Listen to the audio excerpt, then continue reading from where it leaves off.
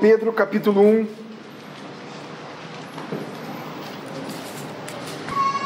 Eu farei a leitura dos versos 16 ao 21 e nós vamos hoje tratar dos versos 19 ao 21.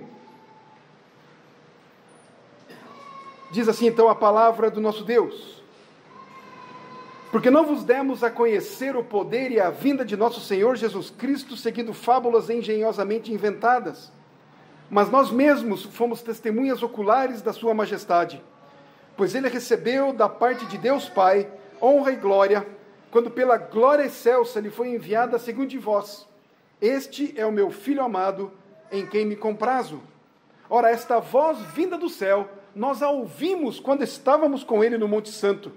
Temos assim, tanto mais confirmada a palavra profética, e fazeis bem em atendê-la, como a uma candeia que brilha em lugar tenebroso, até que o dia clareie e a estrela da alva nasça em vosso coração. Sabendo, primeiramente isto, que nenhuma profecia da Escritura provém de particular elucidação, porque nunca, jamais, qualquer profecia foi dada por vontade humana. Entretanto, homens santos falaram da parte de Deus, movidos pelo Espírito Santo. Senhor, uma vez mais, estamos diante da Tua palavra e carecemos da iluminação do Teu Santo Espírito para compreendê-la, como também pô-la em prática, acolhê-la nas nossas mentes e corações, nas nossas vidas. Faz assim, ó Deus, esta é a nossa oração, esta é a nossa súplica ao Senhor, em nome de Jesus. Amém. Irmãos, nós pretendemos concluir este extraordinário capítulo hoje, lembrando que até agora, neste capítulo, nós vimos, dos versos 1 ao 4, o ponto principal é que Deus deu aos cristãos poder para que eles pudessem viver vidas dedicadas, vidas em bondade, vidas piedosas, vidas em amor fraternal. Deus deu esse poder aos cristãos. Isso não nasce em nós mesmos, porque naturalmente estamos mortos nos nossos delitos e pecados. Estávamos, não é? Então naturalmente não podemos amar como Deus ama. Esse poder ele vai se tornando eficaz na vida prática dos cristãos na medida que vamos confiando e vamos nos alegrando nas suas preciosas e muito grandes promessas, conforme nós temos visto aqui nesta carta de Pedro, nesses primeiros versos. E quando então nós buscamos isso, quando nós nos mantemos nessas promessas, quando colocamos essas promessas diante dos nossos olhos, e por causa desse maravilhoso poder de Deus que atua em nós, Ele mesmo então nos conduz, nos impulsiona a vivermos nesse caminho de piedade. E olharmos, vislumbrarmos, esperarmos confiantemente no cumprimento das promessas, especialmente na volta do Senhor Jesus, que vai nos levar então para a vida eterna. Nos versos 5 ao 11, nós somos ensinados por Pedro que esse poder de Deus, ele nos é dado para nos tirar da ociosidade, da preguiça, não é? Inerte muitas vezes estamos, e ele vai então nos tornar zelosos, diligentes para crescermos nestas verdades cristãs. Então, quando lemos um texto como esse, nós temos que olhar para a nossa própria vida e fazer esta análise. Como está a nossa vida com Deus? Como está nosso relacionamento com Deus? Como está o nosso relacionamento com os outros, com o próximo? Como está o nosso crescimento, desenvolvimento nessas promessas de Deus, na palavra de Deus, na vida piedosa, na vida do amor fraternal? Como está? Precisamos olhar as Escrituras e lê-las. Quero usar uma palavra que já repeti outras vezes aqui, que um pastor disse certa feita e ficou na minha mente. Precisamos ler as Escrituras contra nós. O que elas têm a ver conosco? Onde elas se aplicam a nós? Então, temos tido uma vida, de fato, de um relacionamento com Deus, uma vida que anseia e espera com certeza, com tranquilidade, com paz, a vinda do Senhor. Ansiamos a vida eterna. E enquanto isso não acontece, a nossa vida piedosa de amor fraternal tem sido desenvolvida, temos crescido nisso. São esses pontos que Pedro levanta aqui já no início da sua carta. E a veracidade ou a genuinidade da nossa fé, ela se confirma, ela se verifica de fato, então, da nossa confiança nessas promessas de Deus.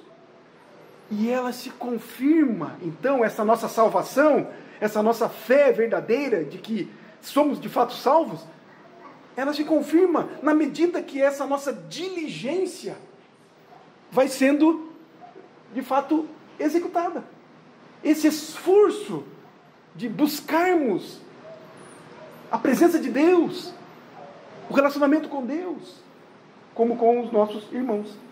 Se nós não fazemos isso, se nós não temos isso nas nossas vidas, nós precisamos avaliar a nossa fé. Por que não tenho isso? Por que não faço? Por que não tenho crescido no relacionamento com Deus e com os irmãos, no amor fraterno, como também no amor ao próximo, que ainda não conhece a Deus? Se isso é uma dificuldade para nós, precisamos avaliar. E precisamos nos dobrar, então, diante do Senhor, pedir perdão a Ele e clamar por sua misericórdia, para que, de fato, possamos desenvolver isso. Dos versos 12 ao 19, Pedro vai se concentrar na promessa da segunda vinda de Cristo, que já temos estudado. O que Pedro, Tiago e João tiveram a oportunidade de ver naquele monte, na transfiguração de Cristo, foi um vislumbre parcial de como seria Cristo quando Ele voltasse. Cristo agora viria em majestade e glória, e não mais em humilhação, mas Ele viria agora como juiz de toda a humanidade. E este tempo está próximo. E precisamos, então, estar atentos a isso. E quando Jesus voltar, não será mais como antes. Não terá mais tempo para ninguém se converter. Não teremos mais tempo de pregarmos o Evangelho. Não teremos mais tempo de corrermos atrás dos nossos amados que não conhecem a Cristo. Não teremos mais tempo. Cristo voltará para julgar, como também voltará para levar os seus. E no verso 19, que estudamos semana passada, Pedro compara a volta de Cristo a uma lâmpada que brilha numa caverna escura, fria e suja. As trevas em que o mundo se encontra. As trevas em que nós nos encontrávamos antes de vermos a luz. Antes da luz brilhar na nossa mente, no nosso coração, diante dos nossos olhos.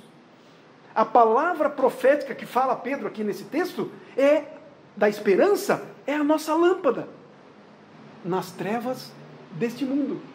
Quem é a luz hoje? O Senhor Jesus mesmo disse que Ele era a luz do mundo, mas Ele passa essa autoridade para nós. Ele diz agora: vós sois a luz do mundo. Temos esta agora responsabilidade por um lado e por outro um grande privilégio. E essa lâmpada é a palavra de Deus. É para nos manter no caminho até o dia amanhecer, até a estrela da manhã. Até que a estrela da manhã surja nos nossos corações. Aí ele enfatiza novamente a segunda vinda de Cristo. Então, até que o Senhor Jesus Cristo volte, nós somos essa lâmpada. Nós somos a palavra de Deus, que está escrita nos nossos corações, que temos na nossa mente, que aprendemos. Essa palavra que nos cativou, que nos tomou, que nos transformou, que nos salvou. Agora nós somos esta carta viva, palavra viva. É Cristo, obviamente, mas agora temos essa responsabilidade de levarmos esta palavra. Então, assim, o que Pedro disse até agora, neste capítulo, é que os cristãos são capacitados pelo poder de Deus a viver uma vida de amor ao próximo e a Deus, e que esse mesmo poder os enche de confiança na volta do Senhor Jesus, e de que essa certeza os fortalece diante das batalhas e provas do dia a dia, nos dias escuros, sombrios e angustiantes, até que a estrela da alva nasça nos nossos corações. E agora nós vamos olhar o que ele fala a respeito desta palavra, nos versos 20 e 21. Eu quero ler novamente o 19 para entrarmos no 20 e 21. Temos assim tanto mais confirmada a palavra profética, e fazeis bem em atendê-la, como a uma candeia que brilha em lugar tenebroso, até que o dia clareie e a estrela da alva nasça em vosso coração, sabendo primeiramente isto, que nenhuma profecia da Escritura provém de particular elucidação. Quando nós lemos um texto como esse, uma palavra como esta, rapidamente vem à nossa mente, eu creio, um dos pontos na história da igreja em que a igreja trouxe para si, e especialmente, quero dizer, a Igreja Católica Apostólica Romana, trouxe para si a autoridade, vamos dizer assim, de que somente ela, a igreja, nos seus concílios, bispos, enfim, papas, através da história, eles somente, e assim, a igreja, portanto, pode interpretar a palavra de Deus. Melhor ainda, mais ainda, aquilo que a igreja diz é o que de fato a palavra significa. É desta maneira, resumidamente, que interpretam este texto, sabendo primeiramente isto, que nenhuma profecia da Escritura provém de particular elucidação. Eles querem dizer o seguinte, que ninguém pode interpretar as Escrituras sem que olhe para o que a igreja diz. Esse é o entendimento que fazem desse texto. E nós vamos ver que não é isso que o texto está dizendo para nós. Porque na sequência, no verso 21, vai explicar o que é que está sendo dito no verso 20. Porque nunca jamais qualquer profecia foi dada por vontade humana, entretanto homens santos falaram da parte de Deus, movidos pelo Espírito Santo. O que Pedro está tratando aqui é falando como é que as Escrituras foram produzidas, e nós vamos ver aqui mais profundamente o que diz, primeiramente o verso 20. Sabendo primeiramente isto, que nenhuma profecia da Escritura provém de particular elucidação. O verso 20, na mente de Pedro, inspirado pelo Espírito Santo, ele faz um alerta para nós termos o cuidado e zelo ao interpretarmos as Escrituras. Nós podemos, de fato, interpretar as Escrituras. Um dos lemas da Reforma, um dos motivos da Reforma ter acontecido lá no século XVI, antes até de Lutero, e depois a marca em Lutero, e depois outros, os pós-reformadores, foi de fato isto: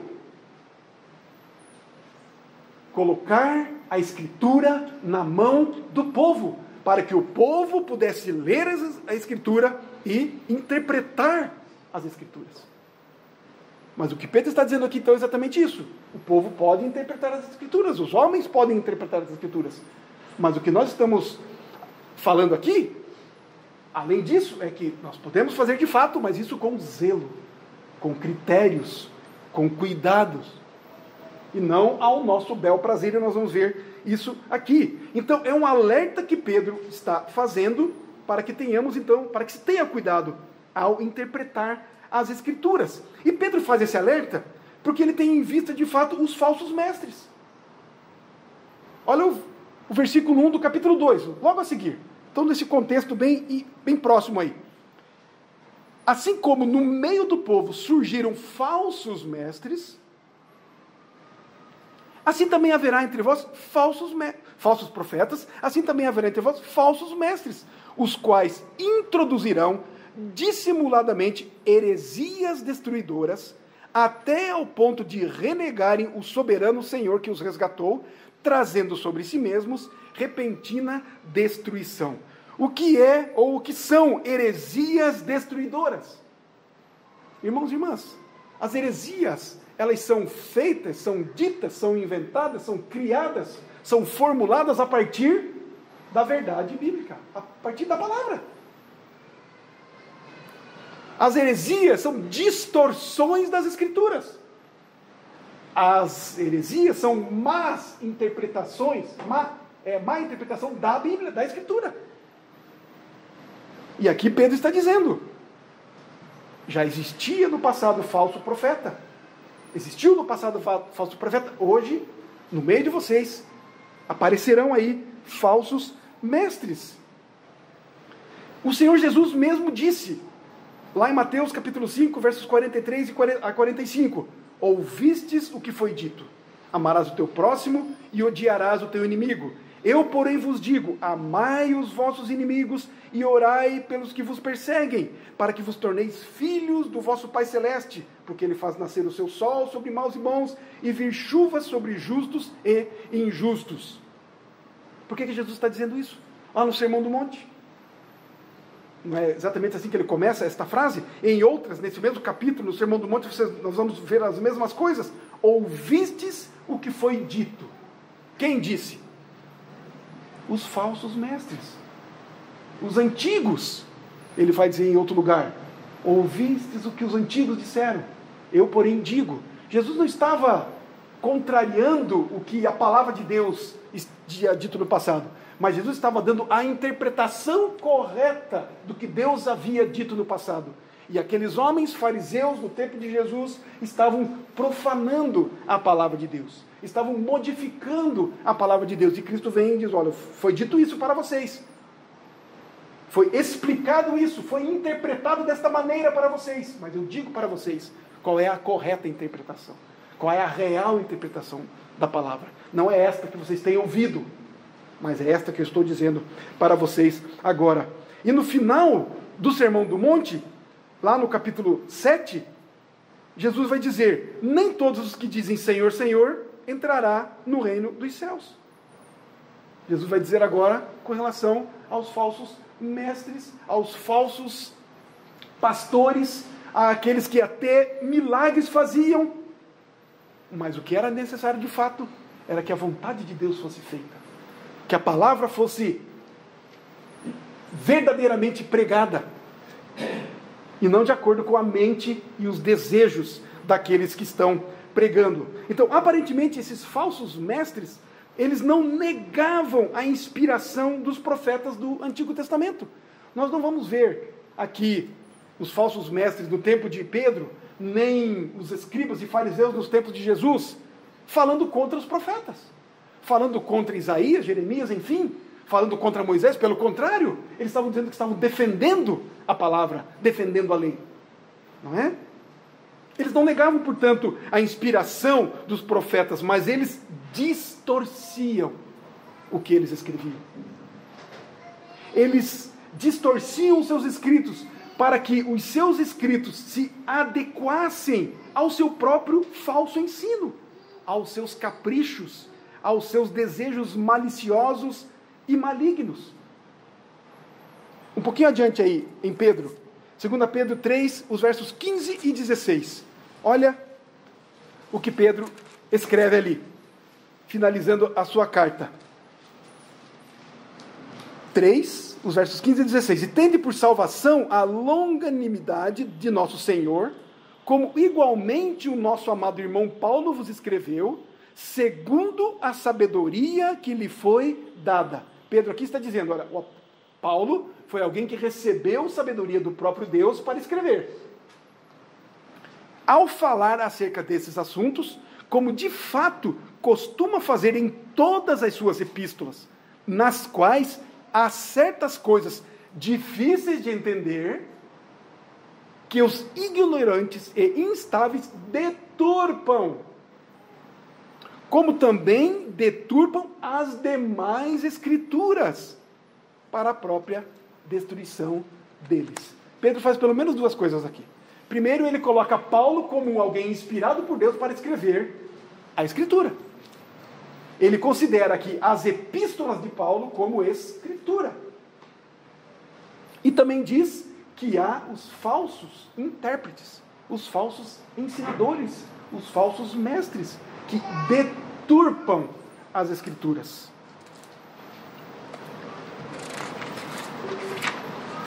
Pedro, então, nos faz este alerta. Essas palavras, então, de Pedro mostram como aqueles falsos mestres consideravam as Escrituras do Antigo Testamento.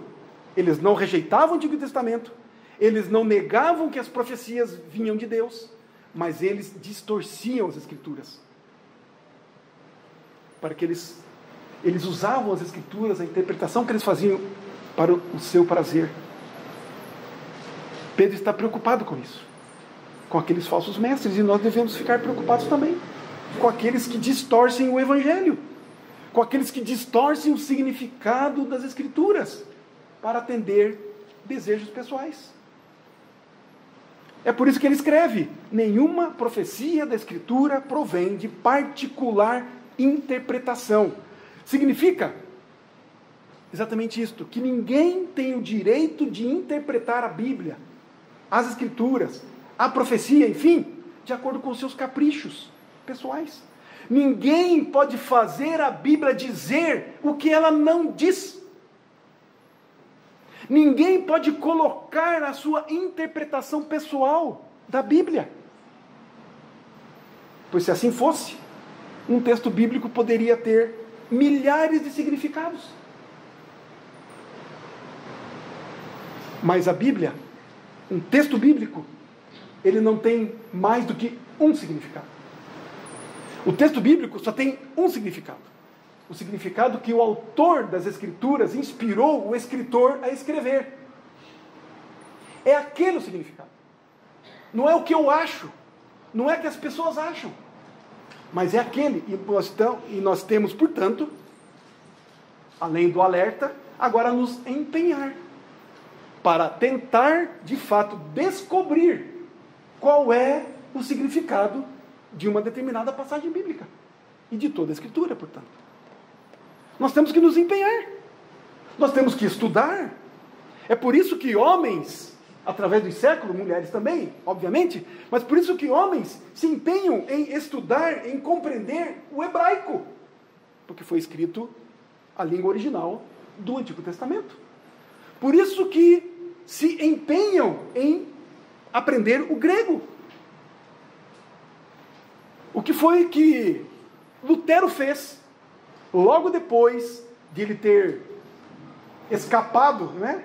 Ter sido, na verdade, raptado por alguns amigos, depois da tal Dieta de Worms, quando ele foi lá julgado e condenado, não é?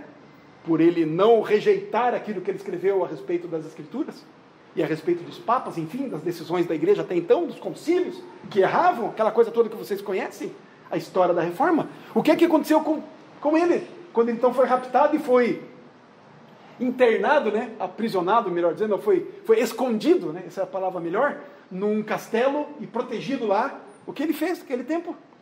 Ele traduziu, ele se empenhou em traduzir as Escrituras para o alemão, para a língua do povo. Ele era um doutor nessas línguas originais. E ele se empenhou então para traduzir esta língua, esta escritura, nas suas línguas originais, para o povo, para que o povo de fato tivesse esse acesso. Então nós precisamos de fato fazer isso. A escritura só tem uma interpretação.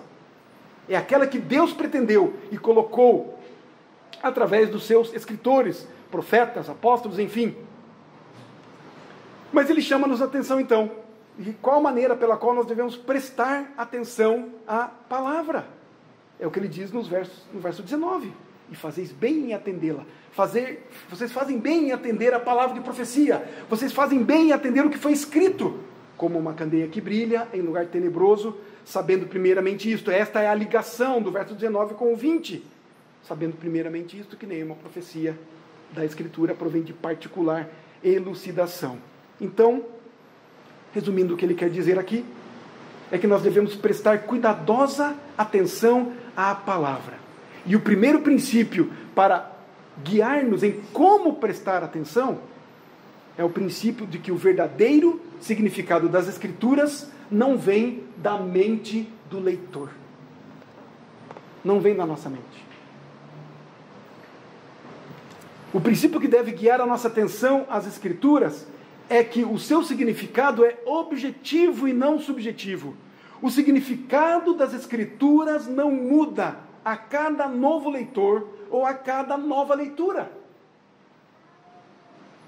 Por vezes nós pensamos isso, por vezes até nós falamos isso, e talvez estejamos compreendendo um pouco errado aquilo que falamos, no sentido de que, puxa vida, eu li a Bíblia, eu já li tantas vezes esse verso, esse texto, e eu nunca tinha visto isso. Deus falou comigo de uma maneira que nunca tinha falado. Não aconteceu isso? Eu já li tantas vezes o Salmo 23. Já sei decoro o Salmo 23, só para dar um exemplo. Mas eu nunca tinha visto por este. Ué, então mudou o significado? Antes ele dizia alguma coisa e agora ele diz outra. Então tenhamos cuidado com isso. Não é? Agora, de fato, Deus... E há muitas aplicações que podemos fazer com a palavra. Não é? A palavra se aplica aqui e acolá. Mas a interpretação da palavra, o que ela de fato significa, é uma só. Não existe outra. Principalmente quando duas pessoas estão discutindo sobre um texto. Duas pessoas pegam um texto bíblico, leem o texto bíblico e um diz, bom, eu entendo que o texto bíblico diz isto. E o outro lê o mesmo texto e diz para você, não, eu entendo isto, completamente oposto daquilo que você entende. E aí, como é que saímos dessa? Aí tem uma questão muito fácil, não é? Ou um está errado, não é? Ou o outro, ou os dois estão errados. Nenhum dos dois está interpretando corretamente o texto, não é? Então nós temos que ter cuidado, olharmos para o original, o que de fato o escritor quis dizer, o que significa aquela palavra, olharmos a gramática, não é? É mais difícil no hebraico, uma língua mais distante, não é mesmo? Olharmos os contextos históricos, geográficos, pesquisarmos, buscarmos, não é? Para de fato termos a melhor interpretação. É claro que possivelmente, por conta do pecado, mesmo dos mais ilustres estudiosos, interpretarmos 100% o que o texto original diz para nós, de fato, temos essa dificuldade, não é? Mas nós temos visto, através dos séculos, através da história da igreja, não é? E tantas versões que nós temos das Escrituras, no sentido, tantas traduções, melhor dizendo, das Escrituras em diversas línguas, na nossa própria língua portuguesa, diversas outras versões, e se comparadas, nós percebemos que tem uma linha, não é? Que Deus, de fato, tem dado graça também àqueles intérpretes e tradutores, enfim, para termos uma tradução hoje nas nossas mãos, confiável de toda maneira. Então, é uma interpretação, ou seja, o significado da Escritura, ele é objetivo. Ele não muda a cada leitor. Não pode ser distorcido para significar o que queremos ou o que gostamos. A Bíblia é o que é. Ela é imutável. O primeiro princípio, portanto, ao prestarmos atenção às Escrituras, é que existe um verdadeiro significado e existem falsos significados.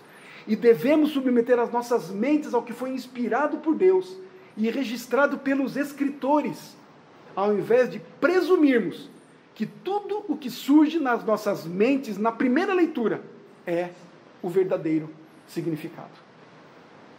Para encerrarmos esse primeiro ponto, algo que nós precisamos lembrar, e que também foi um dos lemas dos reformadores, onde eles afirmam o seguinte, onde eles desenvolveram isso e eles pregaram, ensinaram e proclamaram isto, que a Bíblia interpreta a própria Bíblia.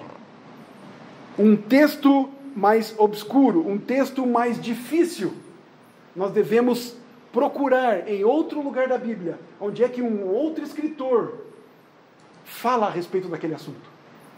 Aonde que nós podemos ter nas Escrituras uma elucidação daquele ponto mais difícil, daquele ponto mais obscuro. Mas se nos depararmos a um texto onde não há em nenhum outro lugar das Escrituras a respeito daquilo, e nós não compreendemos aquilo, e procuramos comentaristas e teólogos, estudiosos, enfim, que cada um diz uma coisa ou outra, mesmo aqueles teólogos que nós confiamos, não é? Que são fiéis às Escrituras, como João Calvino, por exemplo, o que ele diz sobre aquilo, o que Lutero fala, enfim, mas falam coisas diferentes, onde, então, em outro lugar a Bíblia se cala a respeito daquele assunto. Nós devemos nos calar, nós devemos silenciar, nós devemos deixar que Deus trabalhe no nosso coração. e não levantarmos uma bandeira em favor desta ou daquela opinião. Porque a própria Bíblia, ali, sobre esse texto, ela não elucida, ela não fala, ela não traz em outro lugar, ela não nos ajuda a compreendermos melhor aquele texto. Então devemos ter esses cuidados. Verso 21. Porque nunca jamais qualquer profecia foi dada por vontade humana. Entretanto, homens santos falaram da parte de Deus, movidos pelo Espírito Santo. O que Pedro faz aqui é dar a razão, o motivo pela qual não podemos tratar as Escrituras como se seu significado fosse o que alguém pensa que ele significa. A interpretação das Escrituras não pode ser questão de capricho pessoal. Porque Pedro diz, nenhuma profecia jamais veio pelo impulso do homem, como que traduzindo o que ele disse. Mas os homens foram movidos pelo Espírito Santo, e eles falaram a respeito de Deus. Isso é o motivo pelo qual nós não devemos encher as Escrituras com os nossos pensamentos. Porque o que Deus deseja é que as Escrituras carreguem os pensamentos de Deus, e não os nossos pensamentos. Deu para entender? O que Deus pretende quando escreve a Escritura é que a sua palavra, os seus pensamentos, os seus desejos, a sua vontade, as suas determinações, elas sejam vistas, elas sejam passadas, elas sejam vividas. E não os pensamentos dos leitores, e não os nossos pensamentos, e não os pensamentos dos intérpretes, mas os pensamentos de Deus, porque a palavra é de Deus. O que Pedro está dizendo aqui é que a palavra escrita, a palavra inspirada, é a palavra de Deus, não é a palavra de homens. O objetivo de Deus é que nós ouçamos o significado que Deus quer dar, e não o nosso.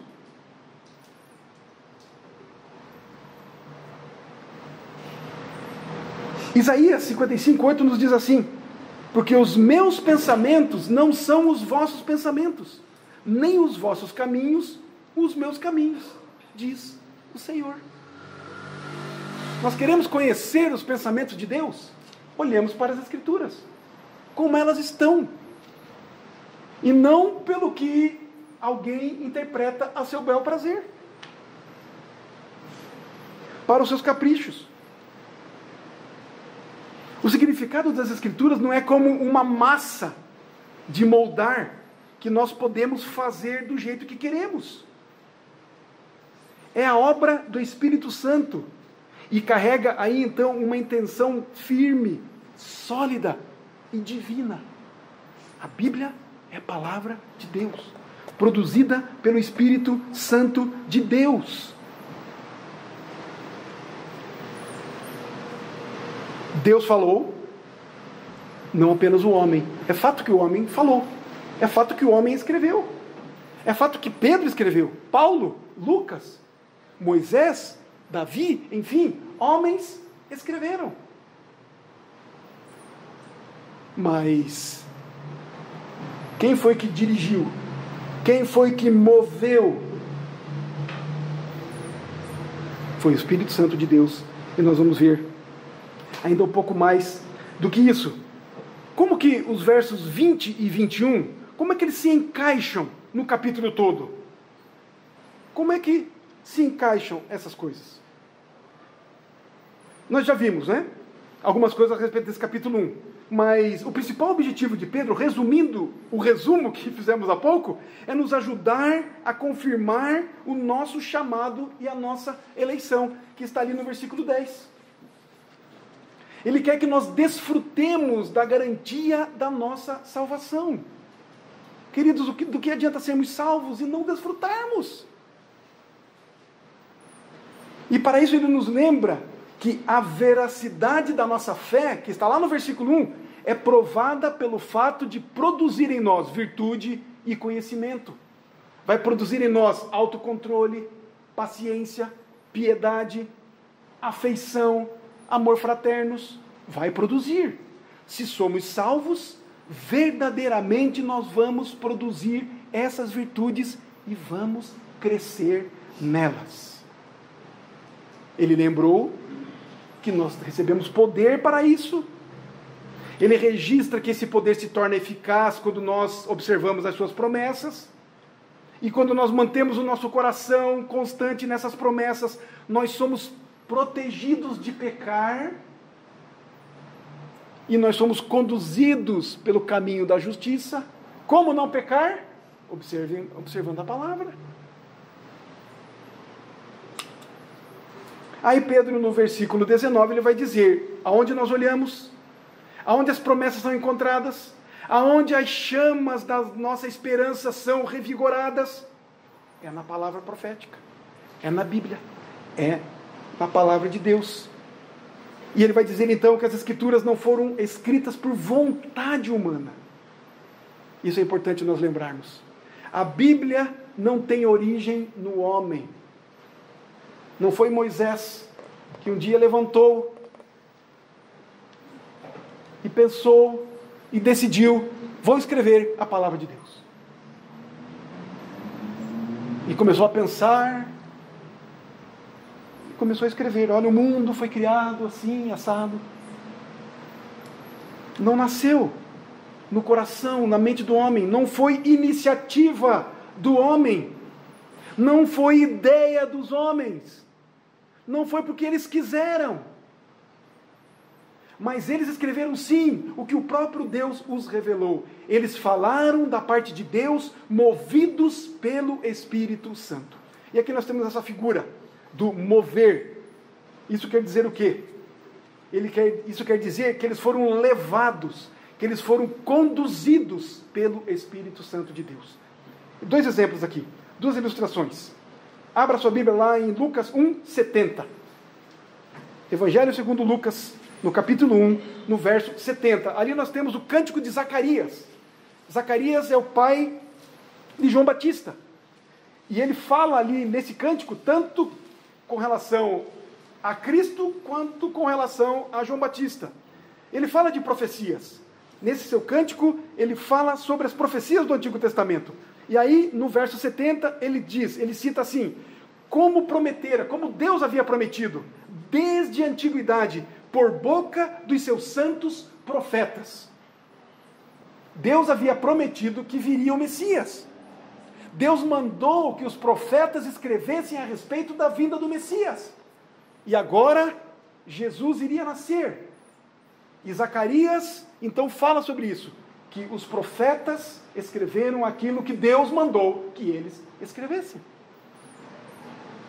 Nós vamos ver nas diversas profecias como essa profecia que Zacarias lembra, de que os profetas falaram a respeito, está lá no profeta Jeremias, capítulo 23, verso 5.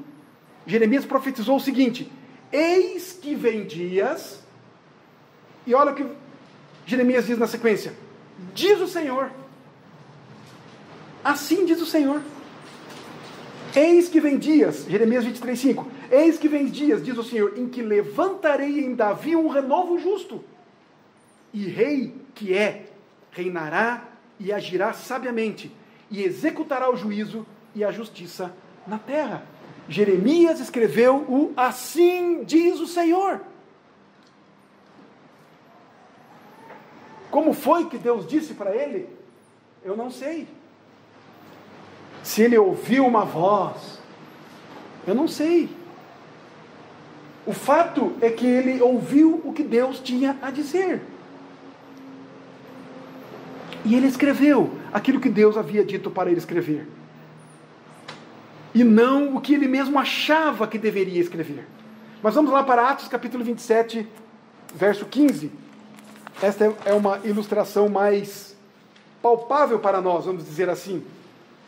Atos 27, 15. Lucas, nesse capítulo, ele vai registrar, e temos ali então nesse capítulo o contexto que levaria ao naufrágio o navio que Paulo viajava, quando ele foi enviado para a prisão de Roma. E no versículo 15, então, desse capítulo 27, ele diz assim, Lucas escreve assim, e sendo o navio arrastado com violência, sem poder resistir ao vento, cessamos a manobra e nos fomos deixando levar. Então, assim como um barco, a vela, que foi conduzido, ou que é conduzido pelo vento, e nesse caso aqui, o timoneiro não pôde mudar a direção. O vento era tão forte que o timoneiro largou o timão. Não adianta. Não adianta eu puxar para a esquerda, podemos assim dizer, porque o vento está conduzindo para a direita. Não adianta, eu largo o timão. Nos fomos deixando levar. Essa expressão aqui, esses verbos deixando levar ou deixar e levar, ele vem do mesmo verbo traduzido para movidos, aqui no verso 21, de Pedro, de 2 Pedro. Entretanto, homens santos falaram da parte de Deus, movidos. É o mesmo deixaram-se levar. Lá do barco. Isso quer dizer o quê? Que Deus de fato conduziu, Deus de fato falou, Deus de fato dirigiu, Deus de fato moveu o que aqueles homens deveriam escrever.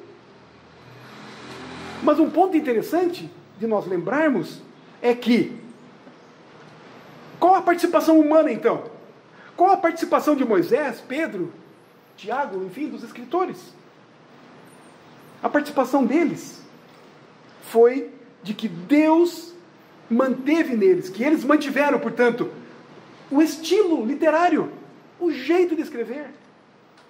Foi mantido a sua cultura, foi mantido a sua personalidade, foi mantida. Como hoje nós vimos na escola bíblica, quando o presbítero Murilo ressaltou para nós, o estilo de escrita do apóstolo Paulo. Quem era o apóstolo Paulo? O apóstolo Paulo era um intelectual, filósofo, conhecedor das línguas, conhecedor da cultura hebraica, helênica, romana, um homem de grande capacidade intelectual. Isso nós podemos ver, não é? Quando lemos as suas cartas. O próprio apóstolo Pedro, acabamos de ler há pouco, não é? Ele reconhece isso. O apóstolo Pedro reconhece, mesmo sendo ele, apóstolo Pedro, um apóstolo, um crente em Jesus Cristo, ele reconhece que as coisas que Paulo escreve são difíceis de entender, mas os ignorantes distorcem. Ele reconhece que o que Paulo escreve, ou como Paulo escreve, é difícil de compreender. Mas já quem é Pedro? Quem era Pedro? Um pescador. Aonde em Atos dos Apóstolos nós vemos que os escribas, os fariseus, o sinédrio, quando prende a Paulo e a João, e aí os veem, né, por causa deles que eles falavam, a maneira como eles falavam a respeito do Cristo, e eles dizem, eles relatam, Lucas relata isso, como é que nós podemos ouvir homens iletrados falarem desta maneira?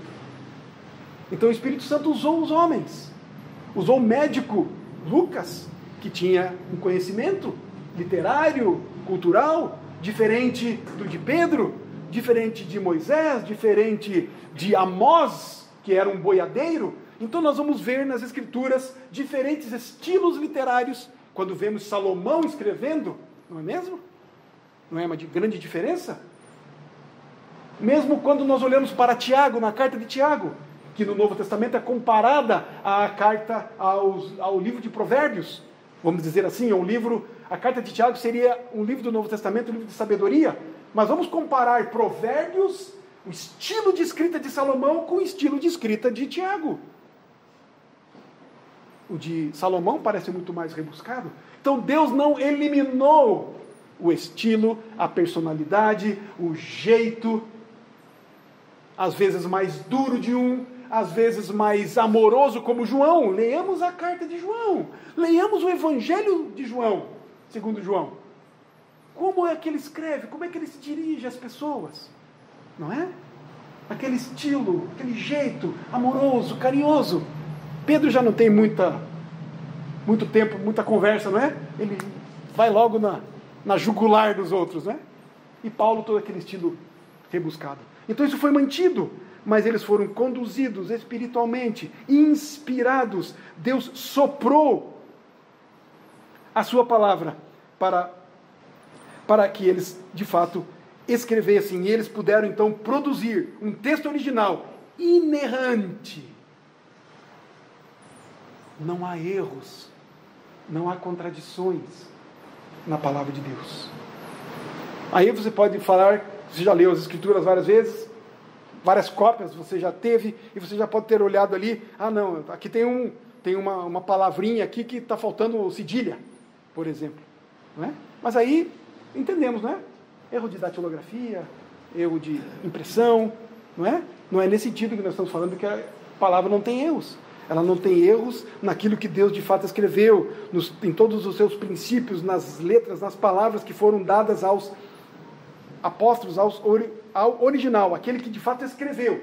Cópias vieram depois, e ali nas cópias pode de fato haver alguma divergência, alguma diferença. Não é? Hoje é muito mais difícil nós copiarmos algo e tenha erro numa cópia, não é?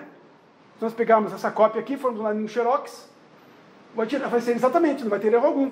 Mas no tempo em que não havia a imprensa, as pessoas copiavam, liam e copiavam, e nessa, de fato, pode acontecer, ou poderia ter acontecido algum erro, e de fato, nós vemos que aconteceu.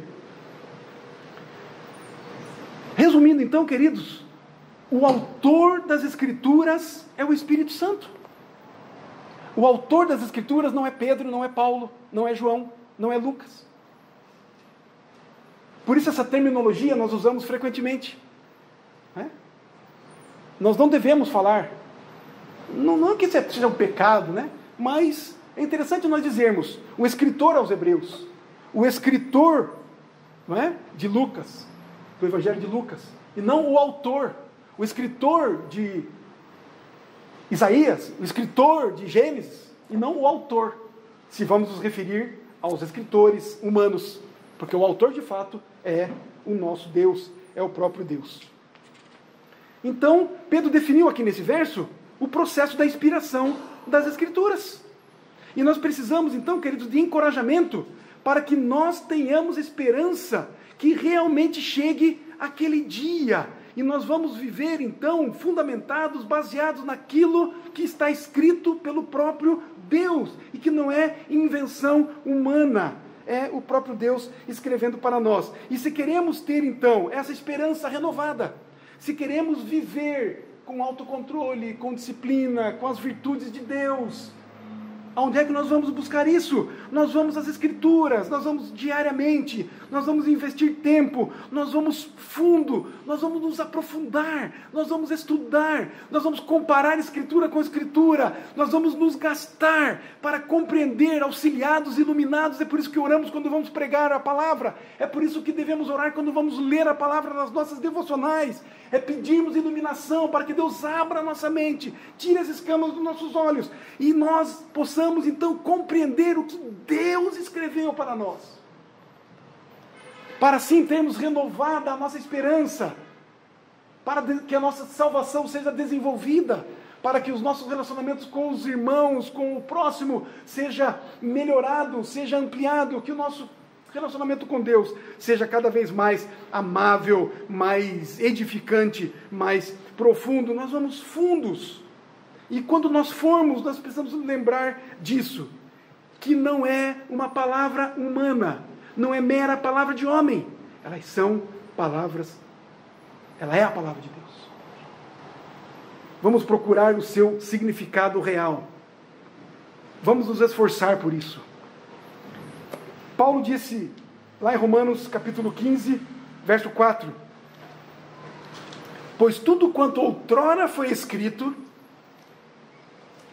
para o nosso ensino foi escrito, a fim de que, pela paciência e pela consolação das Escrituras, tenhamos esperança. A palavra de Deus foi escrita para o nosso ensino, para a nossa edificação. 2 Timóteo, capítulo 3, versículo 16. podemos dizer que esse texto de Paulo aqui a Timóteo é um texto paralelo ao que Pedro ensina aqui com relação à inspiração das Escrituras. 2 Timóteo 3,16, toda a Escritura, e não partes dela, toda a Escritura é inspirada por Deus, é útil para o ensino, para a repreensão, para a correção, para a educação na justiça, a fim de que o homem de Deus seja perfeito e perfeitamente habilitado para toda boa obra. É por isso que a Bíblia foi escrita, para nos conduzir à perfeição, para nos mostrar Cristo o perfeito, para nos fazer perfeitos como Cristo é perfeito. Sede perfeito como perfeito é o vosso Pai que está nos céus. Queremos ser perfeitos? Queremos ser santos? Queremos obedecer a Deus? Finalizando.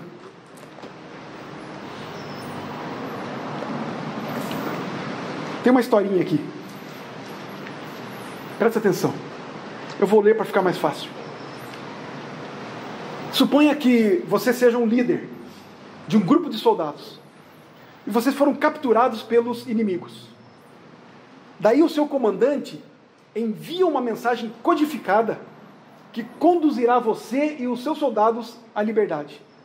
O que você faz com essa mensagem codificada? Porque você está atrás das linhas inimigas. Essa mensagem vai passar pelos inimigos. Esses inimigos vão ler essa mensagem. Por isso codificada. Agora você recebe chega até você. O que você faz? Você vai até os seus soldados e pergunta para eles o que eles acham que significa a mensagem. É uma mensagem codificada. Você vai perguntar a opinião deles? E depois de coletar as informações, as opiniões deles, o que eles acham, aí você pega e joga uma moeda. E daí você decide qual é a interpretação. Qual é o significado? É isso que você faz? É lógico que não é isso que você faz. Você é um líder. Você vai fazer o quê? Essa mensagem codificada chegou até você. Você vai se sentar. Você vai trabalhar em cima dela. Você vai se esforçar, vai pesquisar, você vai se empenhar para quebrar aquele código, para decifrar aquela mensagem.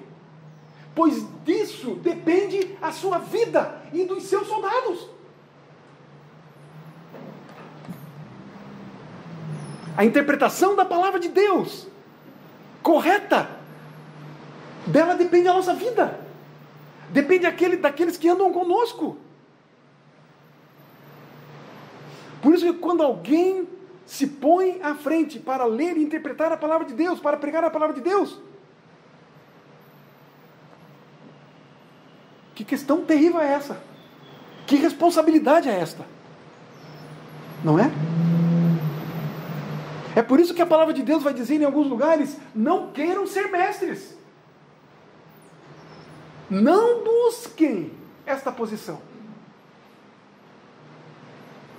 Porque se você não fizer direito,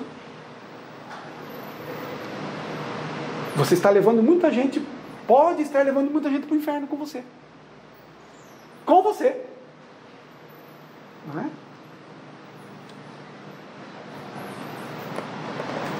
Como um comandante, portanto, ele teria que quebrar aquilo, se empenhar em fazer aquilo, disciplinar-se, chamar a memória, analisar, desenvolver, até ter a certeza de que compreendeu o que de fato o comandante quis dizer para ele, e não o que ele queria que fosse dito. E então ele poderia confiar a vida dele naquilo. O mesmo acontece com a palavra de Deus. A palavra de Deus, ou a vontade de Deus, chega até nós numa linguagem humana. Homens santos falaram da parte de Deus, movidos pelo Espírito Santo. Como então nós podemos conhecer a mente de Deus? Quanto mais disciplinado nós formos para interpretar o que significa a Escritura e extrair dela o seu real significado e não colocar nela o significado que nós achamos que convém para nós. Não colocarmos as nossas ideias. E se fizermos isso então, extrairmos o seu significado, nós vamos de fato entender de Deus as suas promessas. E assim mais poderemos viver piedosamente. A segunda implicação, ou aplicação que nós podemos fazer desta palavra de Pedro para nós na manhã de hoje, é uma questão de humildade. Se nós cremos que a Bíblia é a palavra de Deus com autoridade sobre a nossa vida, nós precisamos ter humildade para interpretá-la corretamente. E a razão é simples. A Bíblia, queridos, geralmente exige que nós sintamos, pensemos e hajamos de maneiras que vão contra as nossas inclinações naturais. A Bíblia vai sempre mostrar o nosso erro. E nós precisamos ter humildade ao interpretarmos a Bíblia e vermos que ela está falando sobre nós. Ah, mas a Bíblia não fala sobre Cristo? Sim, fala sobre o que Cristo fez por causa de nós. Por causa do nosso pecado. A Bíblia é sobre a salvação. De quem? Dos pecadores. Então nós precisamos ter humildade para nos achegarmos às Escrituras e interpretá-las de acordo com aquilo que Deus quer de fato dizer para nós. Não é para o outro somente, é para nós. Portanto, queridos, a única pessoa que vai aceitar esses ensinamentos desconfortáveis é a pessoa que é humilde. A pessoa que está quebrantada diante do senhorio de Deus. Uma pessoa humilde é aquela que está pronta para fazer aquilo que Deus diz. Queridos, quando nós ouvimos uma pregação fiel do Evangelho, quando nós mesmos lemos as Escrituras, nós precisamos orar não apenas para compreendermos o que Deus quer dizer para nós, como também para que Ele nos dê coragem, forças, humildade, para termos prazer em obedecer o que Ele diz para nós. Não apenas ouvirmos e sabermos o que é o correto, e não termos o prazer, a vontade, o desejo, o impulso, o nome que queiramos dar para fazer. O que a Bíblia diz, o que Deus ensina. Só alguém quebrantado. A pessoa orgulhosa vai distorcer as Escrituras para atender os seus desejos. Não, mas não é bem assim que a Bíblia diz. Não é bem isso. Por último, vai dizer para nós, Pedro aqui, que a humildade é um fruto do Espírito. Ninguém nasce humilde. Ninguém se faz humilde. Ninguém deseja ser humilde, se não for pelo Espírito. É um fruto do Espírito. Portanto, queridos, nós temos essa grande necessidade da assistência do Espírito Santo quando nós lemos as Escrituras. Se o Espírito Santo não vencer o nosso coração orgulhoso e a nossa natureza rebelde, nós nunca nos submeteremos às verdades desagradáveis das Escrituras. Nós vamos continuar fazendo aquilo que nós gostamos.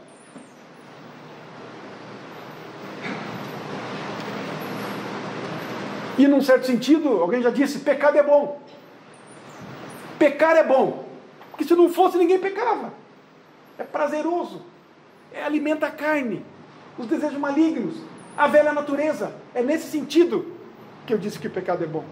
O pecado é terrível. O pecado arrebenta com a gente. O pecado mata.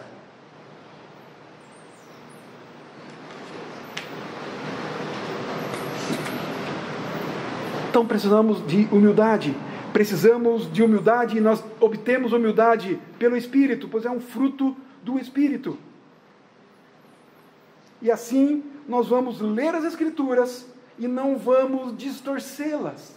Nós vamos acatá-las. Nós vamos de fato olhar para as Escrituras e entendê-las como de fato mel, mais doce do que o mel. O trabalho do Espírito Santo, queridos, não é acrescentar novas informações às Escrituras, mas nos tornar sensíveis e submissos ao que já está aqui. Mais uma vez, nós vamos repetir isso aqui. O Espírito Santo, queridos, não precisa nos dar mais visão alguma. O Espírito Santo não precisa nos revelar mais nada. Tudo o que é necessário para sabermos a respeito da nossa salvação, de como devemos viver neste mundo, de como devemos agradar a Deus e nos relacionar com Deus. O Espírito Santo já revelou a Pedro, a Paulo, aos escritores, e já registrou, e nós temos nas nossas mãos. Eu quero ouvir o que o Espírito Santo tem a me dizer. Ouça, leia a Escritura. Está ali já. Tem preguiça? Eu sempre digo, é mais fácil vermos um filme do que lermos um livro, não é? Qual é o tamanho do livro E o Vento Levou? Não é um catatal assim? Ninguém quer ler. Quer ver o filme. Fica sentado na frente do cinema, na frente da televisão, do vídeo lá, enfim, 4 horas mais ou menos, come pipoca, toma Coca-Cola, não é? A Coca-Cola não pode mais. Não é? É muito mais fácil vermos as imagens, não é? E aí no resumo, né? E dependendo de quem fez o resumo, ainda mal feito ainda. Mas enfim, não quer ler o livro, não quer se sentar, não queremos ler as Escrituras, queremos ouvir Deus. Leia as Escrituras. Leiamos, nos empenhemos, gastemos tempo, nos aprofundemos. É a palavra de Deus. Faz alguma diferença para você? Faz alguma diferença para mim? Faz alguma diferença para nós?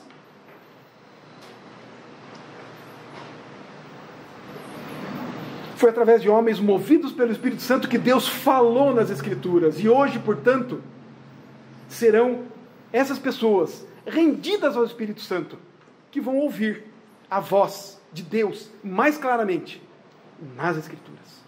Assim, queridos, ouçamos diariamente a palavra profética com toda diligência, humildade e confiança no Espírito, sabendo primeiramente isto, que nenhuma profecia da Escritura provém de particular elucidação, porque nunca jamais qualquer profecia foi dada por vontade humana. Entretanto, homens santos falaram da parte de Deus, movidos pelo Espírito Santo. Hoje nós temos a palavra escrita. E através dela nós podemos confiar e crer na palavra viva, que é o Cristo. O Cristo está aqui, expresso, registrado, mostrado, vivo para nós, nesta palavra. Quero terminar com o texto de Hebreus capítulo 1, 1 a 4. Hebreus 1, 1 a 4, o escritor nos diz assim: havendo Deus outrora falado muitas vezes e de muitas maneiras aos pais pelos profetas, nestes últimos dias nos falou pelo Filho, a quem constituiu herdeiro de todas as coisas, pelo qual também fez o universo. Ele, que é o resplendor da glória e a expressão exata do seu ser, sustentando todas as coisas pela palavra do seu poder, depois de ter feito a purificação dos pecados, assentou-se à direita da majestade nas alturas, tendo se tornado tão superior aos anjos, quanto herdou mais excelente nome do que eles. Ele está falando de Jesus Cristo, o Senhor da glória. A palavra viva. Sigamos a Ele. Em nome de Jesus. Amém.